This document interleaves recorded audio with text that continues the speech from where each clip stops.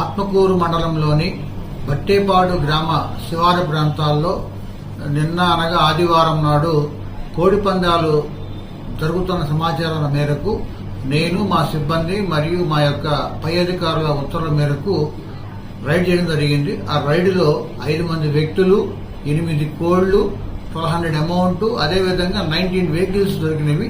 వాటన్నిటి మొత్తాన్ని సీజ్ చేయడం జరిగింది.